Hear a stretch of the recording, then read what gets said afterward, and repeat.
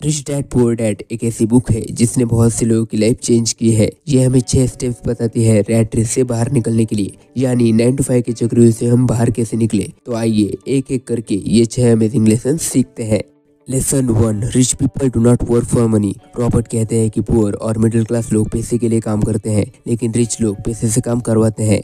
आइए इसे एक एग्जांपल से समझते हैं। एक फेमस रिजॉर्ट एक गांव में खुलने वाला था। इस वजह से कंस्ट्रक्शन वर्कर्स की जरूरत थी। गांव के 2 वर्कर्स को हायर किया गया, राहुल और विकास। राहुल का सिर्फ एक गोल था, ज्यादा से ज्यादा सैलरी कमाना, जबकि विकास सोचता था कि रिजॉर्ट के आने से क्या क्या चेंजेस आएंगे और मैं उनसे पैसे इनकम कैसे बना सकता हूँ। राहुल ने मैनेजर की चमचागिरी करके अपनी सैलरी विकास से ज्यादा करवा ली, ओवर टाइम भी स्टार्ट कर दिया और अपने बड़े बेटे को भी काम पर लगा दिया। पर विकास ने कुछ और सोचा। उसने रिजॉर्ट के बारे में पता किया और समझा कि ये एक पब्लिक कंपनी है, यानी इसके शेयर खरीदे जा सकते हैं। तो उसने 3 काम किए। नंबर 1, उसने कंपनी के शेयर खरीद लिए। नंबर 2, जहाँ नेक्स्ट रिजॉर्ट खुलने वाला था वहाँ कुछ जमीन सस्ते में ले ली। नंबर 3, रिजॉर्ट के स्टाफ के रहने के लिए वहाँ पीजी बना दिया। 5 साल बाद जब रिजॉर्ट कंप्लीट हुआ, राहुल की जॉब चली गई। उससे कहा गया कि अगर काम चाहिए तो 100 किलोमीटर दूर जाके करो। लेकिन विकास के शेयर्स की वैल्यू बढ़ गई, उसके पीजी में स्टाफ रहने लगा और उस जमीन के भी रेट बढ़ गए। इस स्टोरी से हमारी लर्निंग ये है कि रिच माइंडसेट वाले लोग फ्यूचर के लिए पैसिव इनकम सोर्स क्रिएट करते हैं।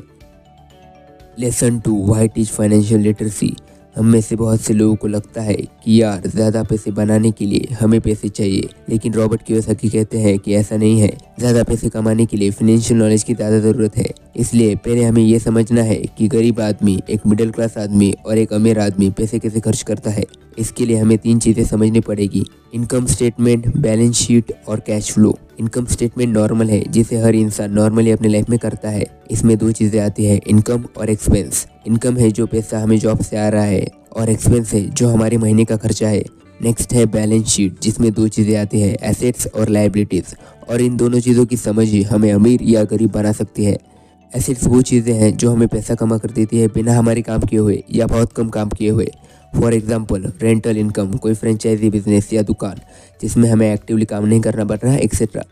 लायबिलिटी वो चीज़ें हैं जिन्हें खरीदने के बाद भी जेब से हमारे पैसे जाते रहते हैं, जैसे कि पर्सनल यूज़ की कार में हमें हर साल सर्विसिंग के पैसे देने पड़ते हैं। अपने लिए घर लेने पर उसकी मेंटेनेंस करवाती रहनी पड़ती है, इसलिए हमारे जेब से पैसे जाते रहते हैं। अब ये समझने के बाद मेन इंटरेस्टिंग कॉन्सेप्ट आता है, एक गरीब आदमी पैसे कैसे खर्च करता है। गरीब आदमी लेट्स से किसी मजदूर के पास बहुत कम इनकम होती है और जितनी इनकम है उससे ज़्यादा उसके एक्सपेंसेस होते हैं। इसलिए जो कैश का फ्लो है वो पैसा पहले उसकी जेब में एज एन इनकम आएगा और फिर वो बेसिक ज़रूरतों में जैसे कि खाना, रहना एक्सेट्रा इसमें एज एन एक्सपेंस खर्च हो जाता है और किसी और के पास जा जाता है। एंड दैट्स इट, ये चलता रहता है। इनके पास ना कोई एसेट है ना कोई लायबिलिटी, क्योंकि ये बेचारे लोग बस सरवाइव करने के लिए जी रहे हैं। ऐसे लोगों के लिए हमारी ड्यूटी बनती है कि हम इन्हें फाइनेंशियल नॉलेज दें और कोई हाई इनकम जॉब दे ताकि इनकी अपलिफ्टिंग की जा सके। इसके बाद आते हैं मिडिल क्लास लोग, जो अमीर बन सकते हैं लेकिन फाइनेंशियल नॉलेज की कमी की वजह से ये एसेट्स के बजाय लायबिलिटीज लेते रहते हैं और रैट रेस में फंस जाते हैं। इन्हें सबसे पहले पैसा आता है सैलरी से, या फिर अगर वो सेल्फ एम्प्लॉयड है तो अपने छोटे बिजनेस से। ये पैसे उनकी इनकम है और क्योंकि इन्होंने पहले से लायबिलिटीज ले रखी होती है, जैसे कि लोन पे घर, लोन पे कार, क्रेडिट कार्ड के bill etcetera,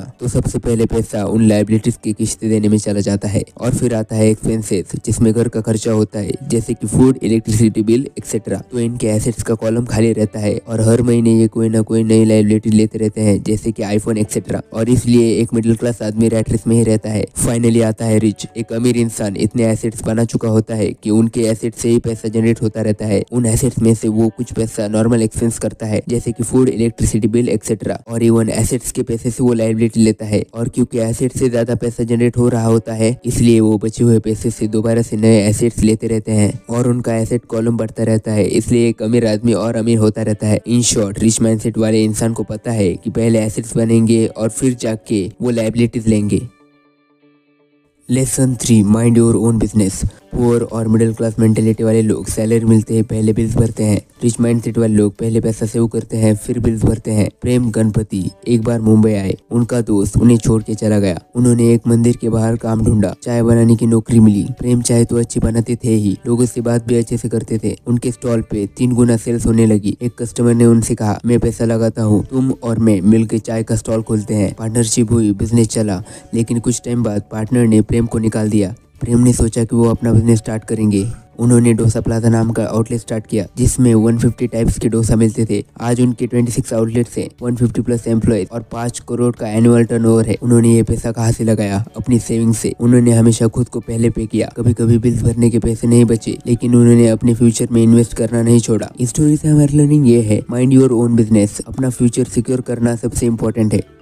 lesson 4, work to learn, don't work for money. Rich mindset वाले लोग लर्निंग के पीछे भागते हैं, पैसों के नहीं। एग्जांपल के लिए think and grow rich book के ऑथर नेपोलियन हिल, उन्हें एंड्रयू कार्नेगी यानी उस समय के सबसे अमीर इंसान ने बोला 20 साल तक मेरे लिए बिना सैलरी के काम करना पड़ेगा, तुझे अभी डिसाइड करना है। नेपोलियन हिल मान गए। उसके बाद उन्होंने हेनरी फोर्ड, थॉमस एडिसन जैसे लोगों से मिलकर बुक लिखी जिससे वो खुद मिलियनेयर बन गए। वॉरेन बफेट ने भी बेंजामिन ग्राहम से बोला मैं आपके लिए फ्री में काम करूंगा। इस स्टोरी से हमारा लेसन ये है, सीख लो वो स्किल जो लॉन्ग टर्म में पैसा कमाएंगी। शॉर्ट टर्म सैलरी के चक्कर में मत पड़ो।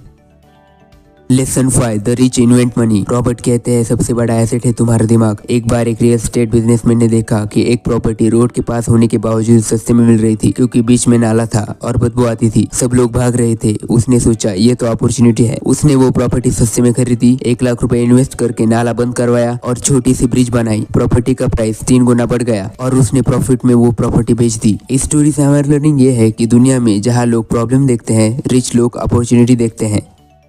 Lesson 6, overcoming obstacles. रॉबर्ट कहते हैं 4 बड़े ऑब्स्टेकल्स होते हैं जो हमें रोक देते हैं। डाउट यानी कि खुद पर विश्वास ना होना, लेजीनेस, फियर, सिनिसिज्म यानी लोग क्या कहेंगे। सबसे बड़ा है फियर। डर के कारण लोग डिसीजन नहीं लेते। रॉबर्ट एक मेंटल मॉडल बताते हैं। 2 टाइप के डिसीजन होते हैं। टाइप 1 डिसीजन, ये डिसीजन गलत होने पर ज्यादा फर्क नहीं पड़ता, जैसे नया ब्लॉग बनाना, इंटर्नशिप अप्लाई करना। टाइप 2 डिसीजन, अगर ये डिसीजन गलत हो गया तो लाइफ पे बहुत बड़ा इम्पैक्ट पड़ेगा, जैसे जॉब छोड़ना बिना प्लानिंग के। तो इसका एक सोल्यूशन है, टाइप 2 डिसीजन को टाइप 1 डिसीजन में कन्वर्ट करो। जैसे जॉब के साथ साइड हसल स्टार्ट करो। जब साइड बिजनेस से जॉब से ज्यादा पैसा आए तभी रिजाइन करो। इस लेसन से हमारी लर्निंग ये है, रिस्क लेने से मत डरो, स्मार्ट सोचो और एक्शन लो।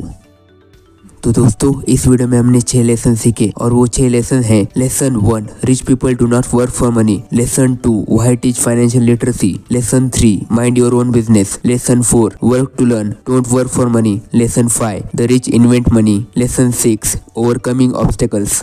एनीवेज दोस्तों, अगर आप ऐसी नॉलेजेबल एंड फाइनेंशियल एजुकेशन वाली वीडियो मिस नहीं करना चाहते हैं तो चैनल को सब्सक्राइब करने के बाद बेल का बटन दबाना मत भूलना। आप कमेंट करके यह भी बता सकते हैं कि आपको नेक्स्ट वीडियो किस टॉपिक पर चाहिए। जल्दी हम आपसे दोबारा मिलेंगे, तब तक के लिए stay connected and develop yourself.